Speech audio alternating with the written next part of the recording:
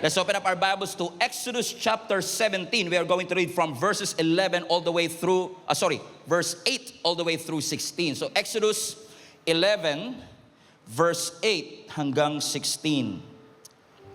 While the people of Israel were still at Rephidim, the warriors of Amalek, everybody say Amalek. The warriors of Amalek attacked them. Moses commanding Joshua, choose some men to go out and fight the army of Amalek for us. Tomorrow I will stand at the top of the hill, holding the staff of God in my hand. So Joshua did what Moses had commanded and fought the armies of Amalek. Meanwhile, Moses, Aaron, and Hur climbed to the top of the nearby hill. And as long as Moses held up the staff in his hand, the Israelites had the advantage. But whenever he dropped his hand, the Amalekites gained advantage. Meaning, kapag nakataas ang kamay ni Moses, panalo sila. Kapag nakababa ang kamay ni Moses, talo sila. Verse 12, so Moses' arms soon became tired, and he could no longer hold them up. So Aaron and Hur found a stone for him to sit on, and then they stood on each side of Moses, holding up his hands. So his hands held steady until sunset. And as a result, Joshua overwhelmed the army of Amalek in the battle. And after the victory, the Lord instructed Moses, write this down on a scroll as a permanent reminder and read it aloud to Joshua. I will erase the memory of Amalek from under the heaven.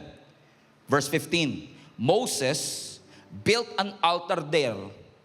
Watch out for the name drop, and named it Yahweh Nisi. The first and the only time that Yahweh Nisi was mentioned, which means the Lord is my banner. And he said, they have raised their fist against the Lord's throne.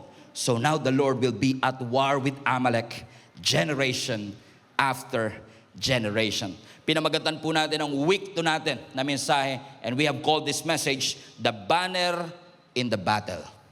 The Banner in the Battle. Sa response nyo pala mukhang hindi kayo masyadong excited, but naranasan nyo na po ba ito? Nag-pray kayo, sinagot ng Lord. Naranasan nyo na po ba that you step out of faith, na nampalataya kayo sa isang bagay na matagal nyo nang pinapanalangin, and then ang Diyos binuksan niya ang mga pintuan at natanggap mo ang sagot sa iyong mga panalangin. And because of that, nakatanggap ka ng provision, nakatanggap ka ng kagalingan, probably nakatanggap ka ng deliverance na matagal mo nang ipinapanalangin sa Panginoon. And for a moment there, you feel like everything in your life is going the way you want it to be. Kumbaga, pag naglalakad ka because you just received the blessing, your prayers just got answered, every time maglalakad ka, parang feeling mo, parang dikit na dikit kayo ni Lord. At para bang ang favored ko naman, na para sa dami-dami ng mga nagre-request at nag-i-email kay Lord, ako talaga ang nakakuha ng pabor. And it feels like everything is finally moving forward. Ang buhay ay peaceful, ang buhay masagana, everything seems under control. And finally, after years and years of prayer, finally pakiramdam mo, wow, for the first time, everything is falling into place. And just after you receive the blessing, almost immediately, naranasan mo yung tinatawag kong isa sa pinaka-confusing na pangyayari sa Christian journey. Kumilos ang Panginoon, then all of a sudden, pressure arrives. Kumilos ang Panginoon, and then all of a sudden, the challenge appeared. Parang wala nakakaranas ng ganito. You just received the blessing, you just received the miracle, nagtataka ka kasi sabi mo, akala ko, pag nakatanggap ako ng victory, I will feel at ease. Kala ko, kapag nakatanggap ako ng breakthrough, at harvest, pakiramdam ko, makakapagpahinga na ako. Akala ko pag binigay na ng Panginoon yung milagrong matagal ko nang iniintay at yung blessing na matagal ko nang iniintay, finally, tapos na rin ang laban. But sometimes, ang mga laban sa ating buhay, hindi dumarating before the miracle. Minsan may mga challenges na dumarating after the miracle. This is the context of Exodus chapter 17. Now, kung titignan nyo po, 17, bago 17, may 16 muna yan.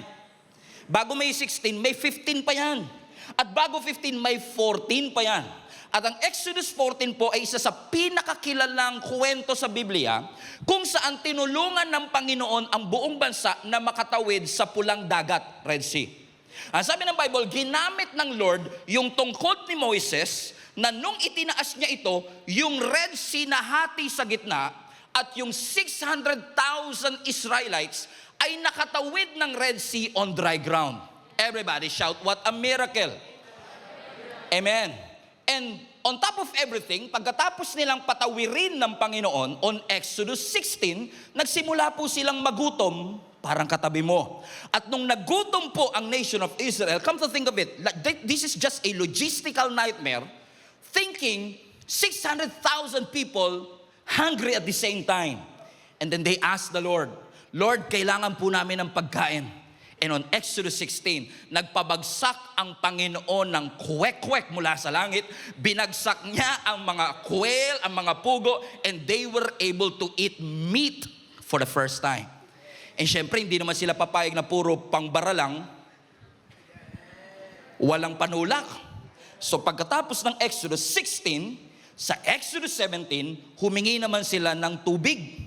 Sabi nila, Lord, nasa desert po kami, uhaw na po kami, we want water. So nung humingi sila ngayon ng tubig, ang sabi ng Biblia, sa sobrang inis ni Moses kasi masyadong demanding ang nation of Israel, imbis na magsalita sa bato, nahampas niya yung bato, pero God is so gracious, lumabas pa rin ang tubig. At doon mismo sa Rephidim, sabi ng scripture, lahat sila ay nakainom ng tubig. Think about this. May deliverance, nakatawid ng Red Sea, binigyan ng mana, ng pagkain, kumain sila ng karne, nakainom sila ng tubig, pero dumating pa rin yung Amalek. Anong ibig sabihin nito? Ang mga breakthrough sa buhay mo, hindi mapipigilan ang mga challenges. Hindi porket pakiramdam mong favored ka. Hindi porket pakiramdam mo natanggap mo ang blessing. Ibig sabihin nun, hihinto na si Satanas para ikaw ay guluhin at i-distract. Same thing with the nation of Israel. They just received deliverance. They just received provision. They just experienced Jehovah Jireh. Next week yan. Amen? But after all the miracle, and after all the provision, here comes Amalek. Tinugon ng Panginoon ang kanilang pangangailangan. Sinustain sila ng ating Panginoon. Pinatunayan ng Panginoon na hindi sila iiwan ng Diyos. At pinatunayan ng Panginoon na may malasakit sa kanila ang Panginoon. And yet, dumating pa rin ang Amalek. Dumating pa rin ang challenges. Kitang-kita nila ang evidence ng faithfulness ng Panginoon. Pero dumating pa rin ang Amalek. And here's the twist. Hindi dumating yung Amalek 1 month later. Hindi dumating ang Amalek next year or next season. Immediately, habang nandun pa sila sa Rephidim, kung saan dumaloy ang tubig, while they are still enjoying the blessing, fresh pa ang blessing, nasa memory pa nila yung blessing, dumating ang Amalek. And this Amalek was so serious, they want to kill the nation of Israel while they are still enjoying the blessing. I believe this timing is very intentional.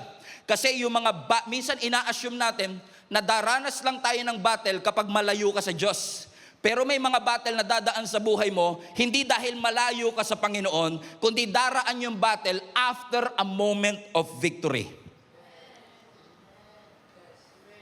But in spite of all of this, in spite of all the challenges, in spite of all the battles, when we study the text, and I was amazed, I've read this text many times, I've preached this text many times, but iba talaga ang presensya ng Panginoon. Iba talaga ang word ni Lord. It's always fresh every morning. So are you ready to learn? Based on the text, we are going to do an expository approach right now. We are going to study the text and we can see that even though may presence ng kaaway, hindi nawala ang presence ng Diyos. First thing that you can learn from this is number 1, even though may Amalek, the Lord covers you. Kahit may presensya ng kaaway, kitang-kita po natin na ang Lord kasama pa rin nila. Pansinin po ninyo ito. Ang sabi ng verse 8, balikan natin yung verse. Ang sabi po ng Biblia, while the people of Israel were still, highlight that part, were still at the Rephidim. Ulitin ko, yung Rephidim, dun sila uminom ng tubig. Ibig sabihin, fresh na fresh pa yung mineral water na ininom nila. Ano ang sabi ng Biblia? The warriors of Amalek, everybody say Amalek. Kaya Amalekites kasi Amalek sila. Now, yung Amalek, yan yung laging pinapaalala ng nanay sa atin. Papunta ka pa lang, Amalek na ako. Everybody say, ang sabi ng Bible, the warriors of Amalek. Everybody say Amalek. So let me recap. Ini-enjoy pa lang nila yung miracle, fresh pa yung miracle, fresh pa sa memory nila na ang Diyos nag-provide, and yet inatake sila ng Amalek. Now question, inatake ba sila ng Amalek dahil malayo sila sa Diyos? No. Inatake ba sila ng Panginoon kasi nagre-rebelde sila sa Diyos? No. Anong rason? Kung hindi sila distant, and hindi sila rebellious, bakit sila inatake ng Panginoon? And that is, I found a hard time wrestling with the text and trying to find a reason bakit inalaw ng Panginoon. Because the answer to this question might be to answer to our question. Na minsan, Lord, lagi naman ako nasa church, lagi naman akong lumalapit, lagi naman ako nagpe-pray, and yet dumating yung Amalek, kaka-graduate ko lang may Amalek na, kaka-promote ko lang may Amalek na, kakasilang pa lang ng bago kong anak may Amalek na. So the answer to this question might answer your question. And you know what? God is true to His word. Because years later, in-explain po sa atin ng Deuteronomy 25 kung ano ang reason kung bakit inatake sila ng mga Amalek. Are you ready? So let's open up our Bibles to Deuteronomy chapter 25, verse 17 to 18. Basa. Never forget what the Amalekites did to you as you came from Egypt. There you go. That's the reference for Exodus 17. Verse 18, they attacked you, read. They attacked you when you were rebellious. They attacked you when you were distant. Is that what the Bible said? No, hindi sila inatake dahil sila ay rebellious. Hindi sila inatake dahil sila ay malayo sa Diyos. No, they were attacked because they were exhausted and weary. Exhausted means you are tired physically. Weary means you are empty on the inside. And watch this. Hindi sila inatake ng Amalek dahil nagre-rebelde sila sa Diyos. Inatake sila ng Amalek nung pagod na pagod sila. Ibig sabihin, ito kasing mga, kung titignan nyo po ang history ng mga Amalekites, ito mga Amalekites, sneaky yan. Pag umatake yan, hindi yan paharap umatake. Aatakihin ka niya from behind. Hindi lang sila sneaky, they are strategic. Sinasadya nila na yung inaatake nila yung mga vulnerable, yung mga pagod, yung mga mahihina. Selective sila na hindi nila inaatake yung mga malalakas, ang inaatake nila yung mga mahihina. At habang nandoon sila sa wilderness, sila talaga yung napuntirya ng Amalek. Think about this. Wala naman silang sariling lupa. Anong mapapala ng Amalek pag tinalo sila? I mean, kung talunin mo sila sa Rephidim, hindi naman kanila yung Rephidim. Walang mapapala ang Amalek. It's just that ang Amalek po ay kilala na nagte-take advantage ng mga mahihina. Kaya delikado ang Amalek sa buhay natin. Hindi nananalo ang Amalek dahil malakas siya. Nananalo ang Amalek kapag ikaw ay exposed at walang covering. Hindi lahat ng mga panalo ng kaaway ay dahil malakas ang kaaway. I have to remind you, Satan is already defeated. Death has been defeated. The Bible says, God already devangs the enemy. Wala nang pangil ang kaaway. Kung makagat ka man ng kaaway, bagang na lang ang dadapo sa'yo. Wala na siyang kapangyarihan. Pero bakit tayo natatalo? Hindi dahil malakas siya. Kaya madalas tayong bumabagsak kasi ang buhay natin masyadong exposed. In the midst of our fatigue, in the midst of our exhaustion, in the midst of our weariness, doon umaatake ang mga Amalekites. Ibig sabihin, ang greatest threat sa ating mga Kristiyano, hindi laging si Satanas. Minsan ang greatest threat kapag ang Kristiyano walang covering. Because Satan was also sneaky. Kung ano blind spot mo, yun ang aatakihin sa iyo. Selective siya. Hindi ka niya aatakihin habang umiinom ka pa ng tubig. But after the miracle, after the promotion, after the breakthrough, here comes Amalek. Papunta ka pa lang. Everybody say Amalek. In fact, Amalek is more than just an enemy. Because through reading the scripture, makikita po ninyo that it was indeed the first time na nilabanan ng nation of Israel ang Amalek. Ito ang unang beses, pero hindi ito yung huling pagkakataon. Because kung titignan nyo yung verse 16, balik natin yung verse 16, Exodus 17:16. Sabi dito, the Lord will have war with Amalek from generation to generation. When you study the scripture, even sa panahon ni King Saul, Amalek ang kanya. Naalala nyo nung nawalan ng anointing si King Saul kasi meron siyang itinira dun sa laban, Amalek yung kalaban niya nun. Si David, nakalaban ng Amalek.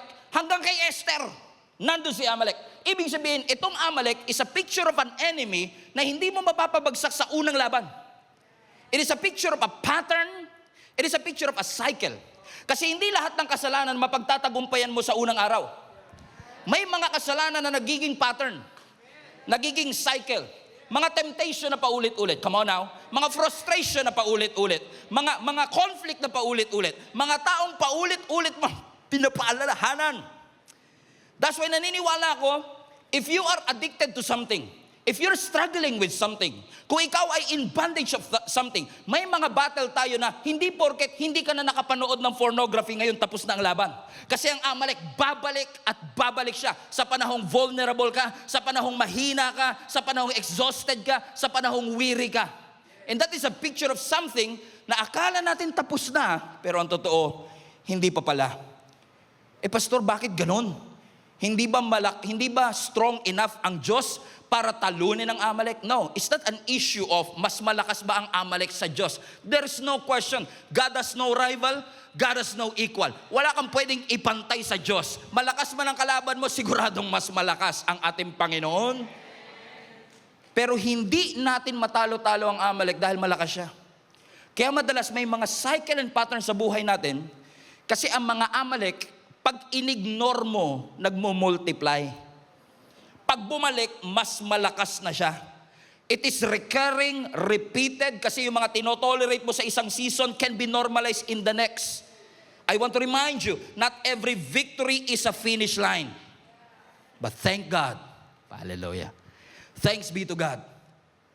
Pagod man ako, my fatigue doesn't cancel God's covering. Hindi porket pagod ako, pagod na rin ang Panginoon mag-cover sa akin. Hindi porket weary ako, tinatanggal na ng Lord ang kanyang presensya. Hindi porket may pressure sa aking buhay, nabubura na ang mga pangako ng ating Panginoon. My weakness doesn't disqualify me from the help of my God.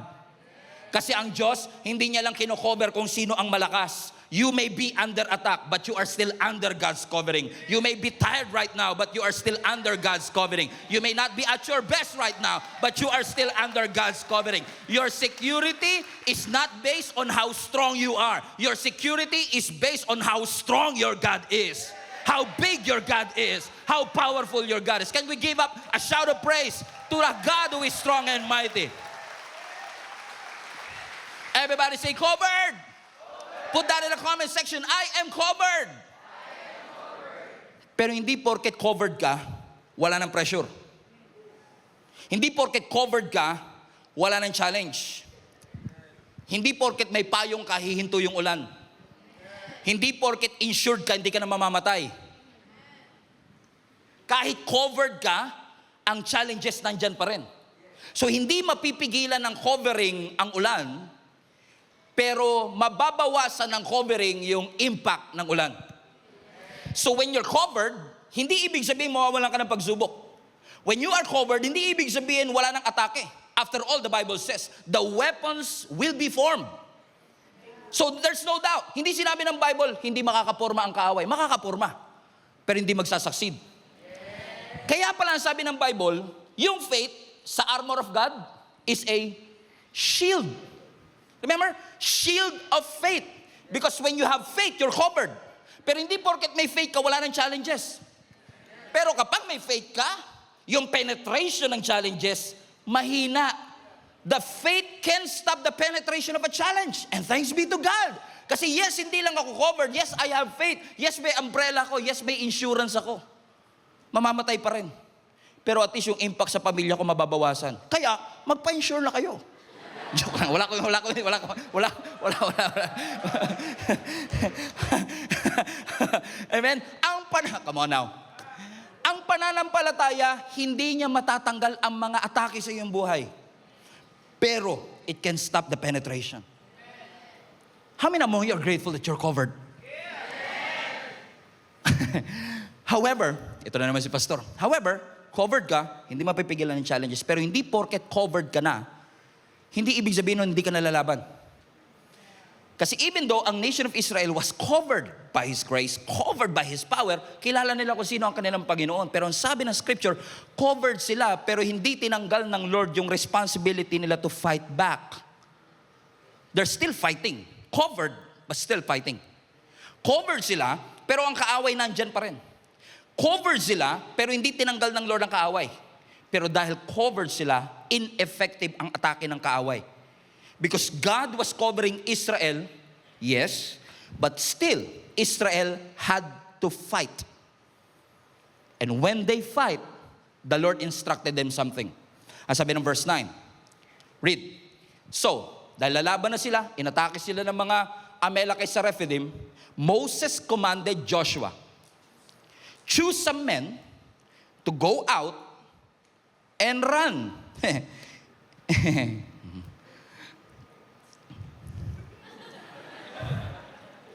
Alam mo nila, patunayan ko, mas mahal ako ng 9 o'clock kesa sa 3.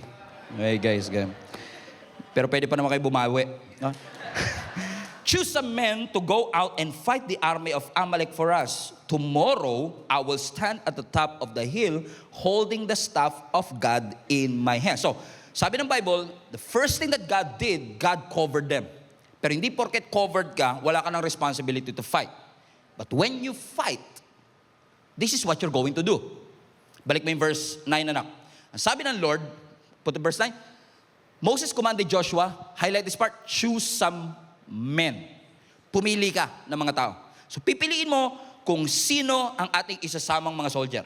Pero hindi mo lang sila pipiliin, yung pinili mo must go out and highlight this part and fight the army of Amalek. So pipili ka ng tao at yung pipiliin mo lalaban.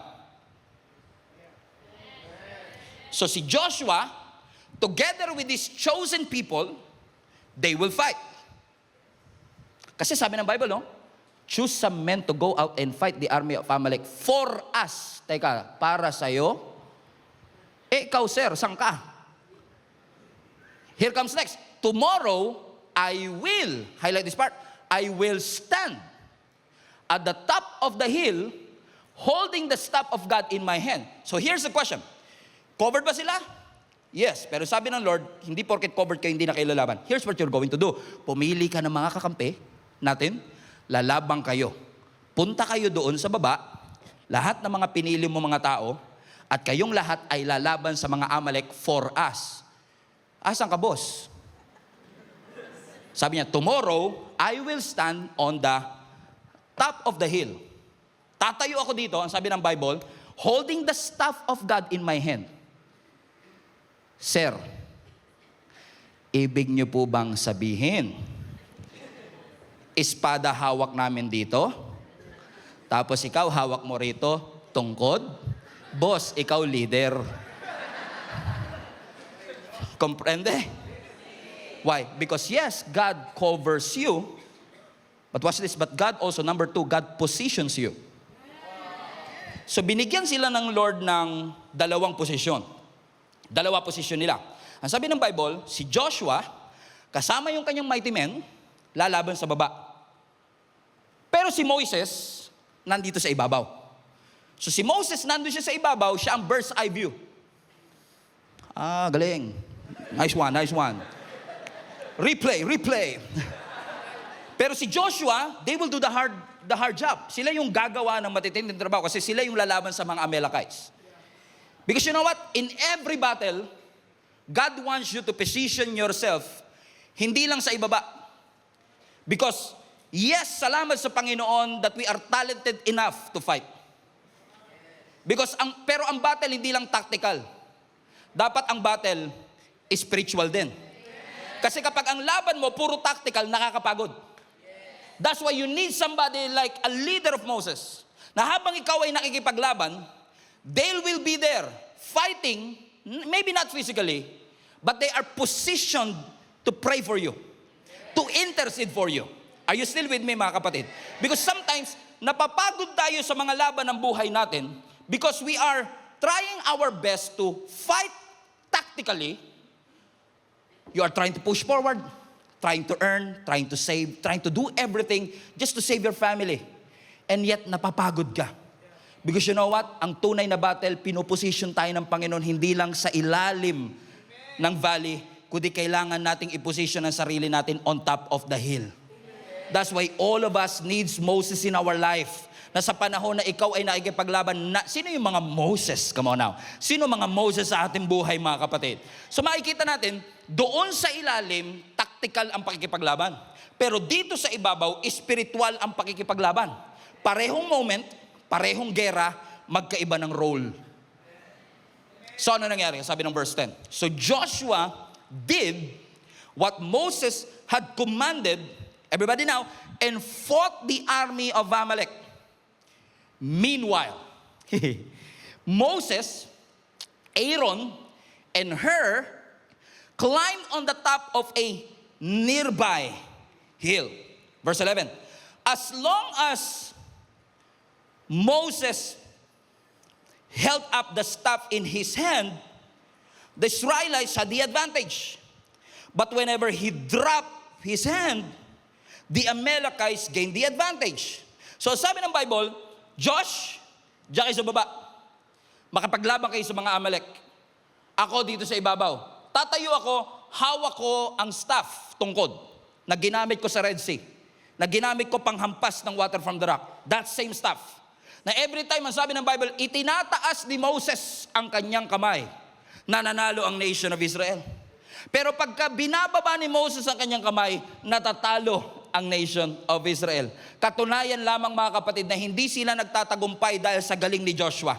Hindi sila nagtatagumpay dahil sa military strategy ng kanilang grupo. Hindi sila nananalo because they have better soldiers or better weapons. Yung posisyon ni Moses sa ibabaw ng hill ay nakakaapekto sa panalo nila doon sa may ilalim.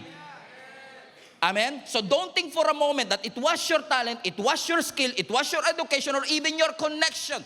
All of these things matter, but at the end of the day, without somebody praying for you, without the presence of the Lord, because many of our battles can't be won by tactical alone. Kailangan mo ng spiritual battles na minsan hindi mo alam kung paano i-swing ang iyong mga sword, pero alam mong lumuhod sa ating Panginoon na sabihin, Lord, I need help, I need your mercy, I need your grace. So minsan marami sa atin napapagod kasi yung dapat inuuna nating iluhod, nilalaban na natin sa ilalim.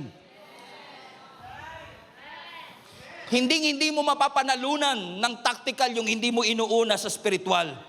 Kasi yung victory ni Joshua ay may malaking kinalaman sa posisyon nitong si Moses. Question, si Joshua ba malakas? Si Joshua ba matapang? Yes, pero yung katapangan niya hindi sapat. Joshua was strong. Joshua was brave. In fact, they were winning. Pero intermittently. Putol-putol ang pagkapanalo. Bakit? May mga enemy sa buhay natin na hindi mo mapapanalunan just because you have better strategy. Mapapanalunan mo kapag dependent ka sa Diyos. Minsan hindi mo alam anong kinalaman ng pagtaas ng kamay ni Joshua sa pagkapanalo ko sa ilalim. Pero di ba, hindi pa ba kayo nasanay sa Diyos? Iba talaga pamamaraan ng Diyos sa pamamaraan natin? His ways are greater and higher than our ways, and His thoughts are greater and higher than our thoughts. Remember, Joshua chapter 6, Jericho wall. Sabi ng Lord, ang unang syudad na iko-conquer niyo sa promised land, Jericho. Largest, strongest, safest city in Canaan. Yung kapal ng kanyang pader, pwedeng mag-U-turn ang kalesa. Pero sabi ng Lord, your military strategy is off the table. Umikot kayo once a day, But His ways are higher than our ways. Remember Gideon? Judges chapter 7? Di ba? Libo-libo ang kalaban nila pero sabi ng Lord, 300 lang, tapos yan. Ha? Remember Jehoshaphat? 3 army nagtulong-tulong para pabagsakin ng Judah. Ready na silang lumaban. Ang sabi ng Lord, musician at singer ang ilagay mo. Buti na lang, nasa tono yung mga singer nun. Posible rin na kaya nalito mga kaaway kasi wala sa tono eh. Pero sino man naman ang mag-aakala na pwedeng papanalunin ng Panginoon without them even fighting? Why? Hindi lahat ng battle madadaan mo sa tactic, galing, talento, skills, and better strategies. No, sometimes all you need to do is kneel down and pray. Erase mo yung banner yan and remind yourself who your God is, who you are representing to, and who you belong to. Come on, palapakan natin ang ating Panginoon. So maganda. Masama ba magplano, Pastor? No. Ayusin mo, planuhin mo, isolve mo, push harder. Pero hindi pwedeng tulak ka ng tulak, plano ka ng plano, ayos ka ng ayos, pero napakahina ng prayer life mo, kapatid. Magandang may tactical advantage. You cannot fix your marriage just by these tactical things. I need more effort, I need more control, I need more strategy. But you need more prayers. Too. I mean, hindi mo maayos ang wrong habits, ang stress, ang anxiety, just by the... No. If you have better weapons, you can perform good. But if you forget who your God is, you will drift. At pag ikaw nag-drift, mas mahirap yan because ang problema mo, direction sa ating Panginoon. Pwedeng napakarami mong activity, pero asa ng prayer? Napakahusay natin sa isang bagay.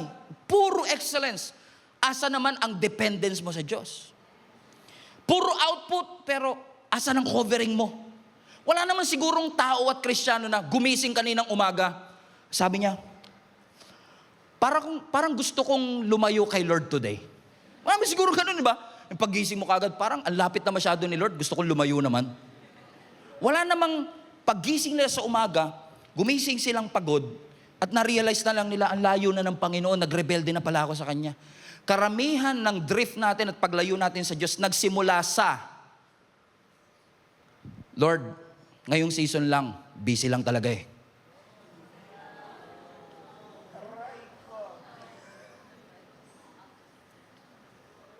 Babalik din po ko, Lord, ayusin ko lang sarili ko. Wala akong nakita na sinabi, Lord, ayoko na sa'yo. Break na tayo. Madalas siya nagsimula, Lord, kahit ngayon lang, marami lang talagang iniintindi sa buhay.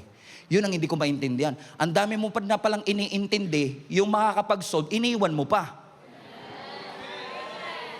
Marami ka na palang iniintindi, bakit mo iiwanan ng Panginoon? So ibig sabihin, mas may tiwala ka pa sa bangko mo. Mas may tiwala ka pa sa alam mo. So magaling ka sa tactical, pero hindi lahat ng battle mapagtatagumpayan ng galing at husay. Ligo at dasal. Kailangan. Sabi mo sa katabi mo, may pag-asa ka pa. May pag-asa pa yan. O, safeguard lang 3 beses. Amen. Kailangan mo ng spiritual warfare. Kailangan lumaban. Amen? Huwag mo kakalimutan ng Panginoon. Huwag mo sasabihin sa Lord, balikan kita later, Lord. Nag-a-adjust lang. You need God on your side. You need this stuff raised because you cannot win. Because your posture in your spiritual life will affect your tactical, practical life. Amen?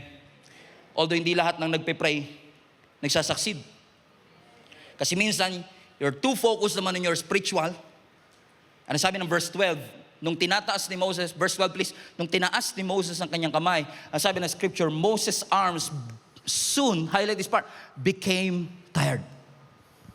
So sabi ng Bible, nakaposition si Moses, nakaposition si Joshua, they were winning kapag nakataas si Joshua, as si Moses, but unfortunately, sabi ng Biblia, nung nakataas na ang kamay ni Moses, ano sabi ng Bible?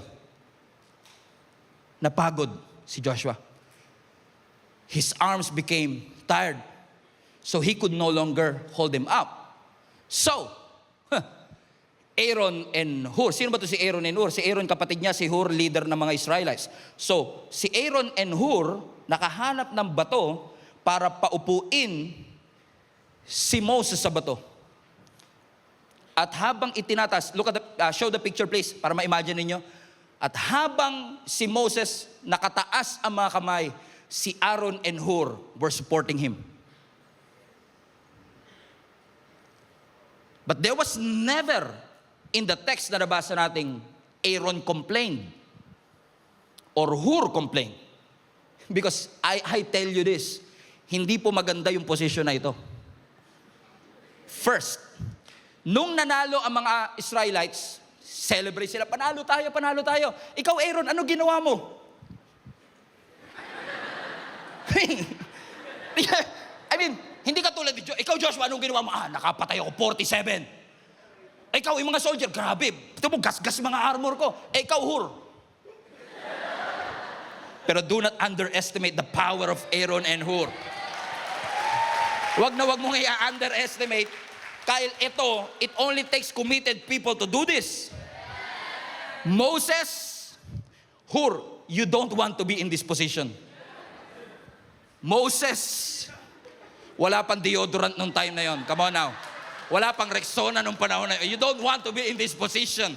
But sometimes, yung mga inaayawan mong posisyon ang gagamitin. Hindi porket hindi nakikita, hindi mahalaga. Hindi porket hindi napapansin, hindi mahalaga. Because sometimes yung hindi mo napapansin, yun yung mga vital, significant organs na ginagamit ng Panginoon to win the battle. Na ang sabi ng Biblia, nung panahong napagod si Moses, it was Aaron and Hur who supported him. Nung panahong hindi niya na kayang itaas ang kanyang kamay. Nung mga panahong hindi mo na kayang umatin uli. Nung mga panahong nag-left ka na sa GC. Nung mga panahong pagod na pagod ka. Sino yung mga Aaron and Hur na ginamit ng Panginoon to win you back? To remind you of your calling. To remind you, this is just a deception of the enemy. To remind you, there's hope. It's not too late for you to change. It's not too late for you to get up again.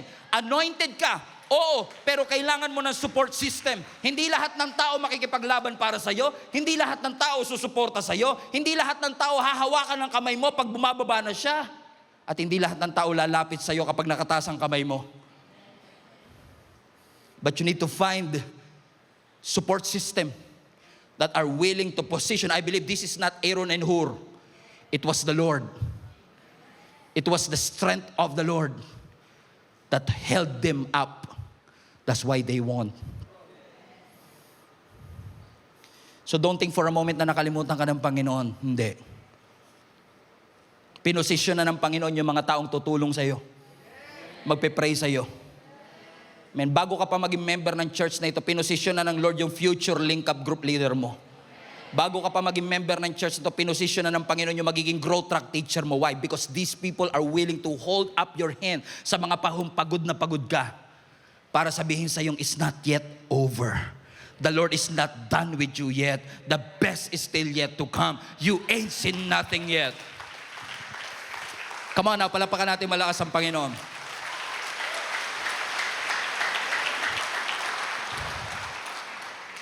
So ibig sabihin, walang binatbat ang Amalekites sa Israel, pero naging problema ni Moses yung kanyang pagod. But still, because of Aaron and Hur, they fought, they prayed, they endured. And after, sabi ng Bible sa verse 14, after the victory, after the victory, after the victory. After. Alam niyo yung mga verse katulad ng, and I've learned to be content. Like Apostle Paul, I've learned to be content. Bago mo ma-learn, ang dami mong dinaanan, right? So hindi mo matututunan kung hindi mo tiniis. Hindi mo matututunan kung hindi ka prinotektahan. So, when you say after the victory, it only means something. Ang victory hindi basta-basta makukuha. So, nahirapan sila, napagod sila, pero nanalo pa rin sila. Why? Because yes, the Lord covered you. And the Lord positioned you. But it's also the Lord who sustained you. That's point number 3. The Lord sustains them. Sabi ng Biblia, hindi hinayaan ng Panginoon na yung na yung kulani, yung hirap, ang makapagpahinto ng katagumpayan. No. It was the Lord who sustained them. Because sabi ng Bible, let me prove it to you, that it was the Lord who sustained them. Because sabi ng verse 14, after the victory, the Lord instructed Moses, write this down on a scroll. Fasten your seatbelt, papunta na tayo sa exciting part. As a permanent reminder. Everybody, look at the screen now. And read it aloud to Joshua. Not to the nation of Israel. Specifically. Isulat mo to, lagay mo sa scroll, para ipaalala sa inyong lahat. At basahin mo ng malakas kay Joshua. Ano yon? I will erase the memory of Amalek from under the heaven. Ano ang sinasabi ng Lord? Bakit sinabi ng Lord? Basahin mo kay Joshua. Kasi gusto siguro sabihin ng Panginoon, yes, General Joshua, ikaw ang lumaban sa battle. But the outcome was decided not because you have a sharp sword, but because it was decided on a hill. Bakit ko nasabing ganon, kapatid? Because kung mapapansin ninyo, pagkatapos ng battle, hindi sinabi ni Moses, uy, celebrate natin, ang galing ni Josh. Uy, i-promote natin si Joshua, napakahusay niya. No. Ang sabi ng verse 15, instead of celebrating Joshua, he built an altar as a permanent reminder to all of them. And Moses named it, everybody shout, highlight this part, Yahweh Nisi. The Lord is my hope. I find it fascinating na hindi sinabi ng Lord, pangalanan yung the Lord is my sword or the Lord is my victory. I mean, think about this. Last week, Jehovah Shalom. I mean, Shalom, peace. Makes sense, right? Jireh, next week. Jireh, provider. Rapha, healer. Rohi, shepherd. Connected, pero Nisi, banner? I mean, okay yung healing, protection. I mean, ang layo naman ng banner, Lord. Why is it that hindi mo sinabing, the Lord is my victory? Sabi niya, the Lord is my banner. Because you know what? Yung banner speaks about an identity marker. Show them the picture of a banner, please. Yung banner is something like this. Banner, please. There you go. A banner is a symbol of identity marker. Parang flag ng Pilipinas. Parang uniform ng basketball team. Yun yung nagre-remind sa kanila kung ano yung nirarally nila para magtagumpay. So when they won after the victory, hindi sinabi ng Panginoon, the Lord is your sword, the Lord is your victory. No, the Lord is your banner. Because probably some of them, while fighting in the valley, fighting with Joshua, some of them also get tired. Napagod din sila. But every time they look at the banner, they were reminded. And at that point, yung banner nila ay yung staff ni Moses. Which reminds them, Yahweh is my identity. I'm not fighting for myself. My victory is not for myself. I am representing the Lord. I am representing who my God is. So kahit napapagod ako, nagkakaroon ako ng iba yung lakas uli because I was reminded, teka lang, this is not just for me anymore. This is for the Lord. I mean, kilala niyo si FPJ, right? Di ba si Fernando Po Jr. madalas siya sa pelikula niya ginugulpe? So si Fernando Po Jr. nakadapa na kagad. Kaya mga tao umiyak na, patay na si FPJ, patay na si FPJ, patay na si FPJ. Pero something happened habang nakahiga si FPJ at wala siyang malay. Biglang magpa-flashback ang kanyang mga pamilya. Masayang-masaya sila habang nagluluto yung kanyang asawa. Habang kumakain sila na hapagkainan, namamasyal sila doon sa park. At habang si FPJ nandun, he was reminded of his family. And now, he may not have the strength to rise up again. But since he was reminded, I'm not fighting for myself. I'm representing my family. I know this is a silly illustration. Bakit si FPJ? But I would like to remind all of you mga kapatid that you are not fighting this battle alone. Amen. You are fighting under the name of Yahweh Nisi. The Lord is your banner. It's not your victory. It's the Lord's victory. It reminds you, who do you belong to? Who are you representing? Is it worth it? Are you still under His covering? When you say, the Lord is my banner, Yahweh Nisi, you are reminding yourself, I know I belong to the Lord. I know I represent the Lord. I know my victory comes from the Lord. I refuse to fight life's battle outside the Lord. That's why He named Him Yahweh Nisi, the first and only mention of the word Nisi. Sabi ko nga, Lord, bakit dito sa Rephidim? Bakit hindi dun sa Red Sea? Hindi dun sa Mana? Bakit dito? Because I believe God is not just teaching the nation of Israel how to win. They are teaching them how to remain fighting under His name. May na-realize sila nung araw na yon. Na-realize nila, hindi sapat ang lakas ko para manalo. Nananalo ako kapag naitataas ang pangalan ng Panginoon. I am not winning because I'm talented enough. Because hindi itinaas espada. Ang itinaas ay banner. Kasi magandang may espada, magandang may skill, magandang may equipment. Pero ang tanong, align ka ba? Alignment muna bago equipment. Align ka ba doon sa banner mo? Because every time you get tired, always run to your banner. Every time na nakukonfuse ka, balik ka doon sa banner. Balik ka kay Yahweh Nisi because Yahweh Nisi will remind you, you are not alone. The battle is the Lord's. You're not fighting on your own. You're fighting, representing Yahweh Nisi. So they won. Ang banner hindi siya weapon. Ang weapon pwede magbago, ang tactics nag-a-adapt. Pero ang banner, it never changes. This text reminds us, ang decisive factor kung bakit sila nanalo, hindi dahil matalas ang espada ni Joshua, hindi dahil marami silang soldier, hindi dahil maganda ang kanilang strategy. Kaya sila nanalo. Kasi itinaas ni Moses ang banner.